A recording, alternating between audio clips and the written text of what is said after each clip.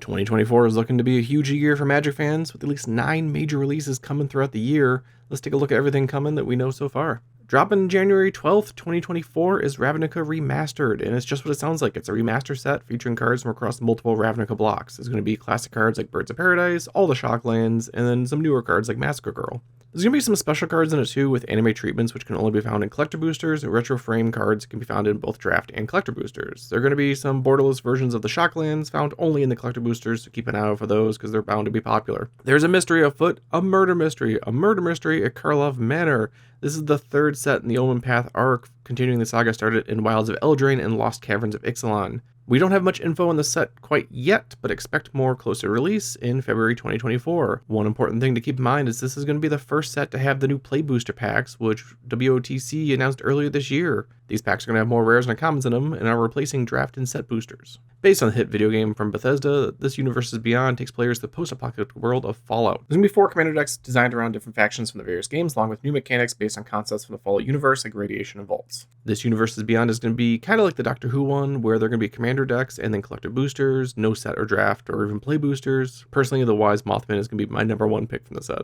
Magic's 100th expansion, Outlaws of Thunder Junction, is the culmination of 30 plus years of the game and a long-running joke about Magic finally doing a cowboy set. This is the final set in the Omen Path arc, and Outlaws will see several villains coming together at Thunder Junction. We can clearly see Oko, Verasco, Rakdos, and Tiny Bones in the teaser image, but we don't recognize this guy. He could be Jace, that's the obvious pick, but we'll have to wait and see until a bit closer to its release date sometime around spring 2024. The sequel to one of the most controversial sets of Magic ever released, Modern Horizons 3, is coming to shake up the meta across multiple formats once again. Cards released in the set skip Standard and Pioneer entirely and instead are legal in Eternal formats like Modern and Legacy. MH3 is going to be the first set of its kind to be released on Arena, but other than that, we have very little information to go on. It's expected to release in Q2 of 2024. Another video game crossover, the Assassin's Creed Universes Beyond, brings player to the kinda time-traveling world of Assassins and Templars as they battle for control over the world. Exactly how Magic will be adopting the sometimes open-world game series is unknown, but has a lot of lore to pull from. There have been 13 main games, a bunch of spin-offs, so there's a ton of different eras of Earth's history to visit. You get 9th century Britain, 15th century Italy, 18th century Caribbean, and more. This set is going to be the first to introduce a Beyond booster, non-draftable booster packs that are specific to each Universes Beyond and will feature both new and reprint cards. Mark Rosewater, head designer at Wizard, said the Assassin's Creed set is going to be a small set, which sounds an awful lot like the Aftermath Epilogue boosters. They weren't really well received, but we'll have to wait and see what they look like when this Universes Beyond drops in July of 2024. One of the most anticipated sets of next year is Bloomburrow. The set is unique in that there are no humans in it. It's an entire plane full of anthropomorphic animals like squirrels, frogs, rats, and rabbits.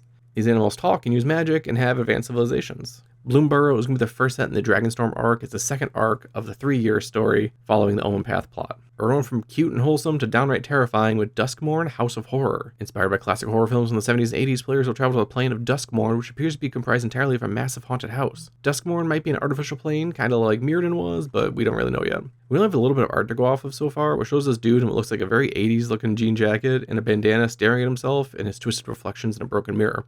There's some creepy body horror in this set, so it'll be fun for horror fans. The final set expected in 2024 is Pioneer Masters. It's a digital-only set for Arena that brings the Explorer format up to around the Pioneer level. This is going to be a fully reprint set designed to be a standalone set with a complete limited experience, while bringing reprints needed on Arena. Pioneer Masters has been in the works since 2020, but it was shelved for a bit as the Arena team pushed out Explorer as a format and it became a hit among players. Filling out the other half of the Pioneer cards are going to be Khans of Tarkir set, which is dropping this December, so expect fetches on that. That's all the main sets you can expect to release in 2024, though there's always room for Magic to release extra stuff throughout the year. Let me know what you're excited about in the comments down below.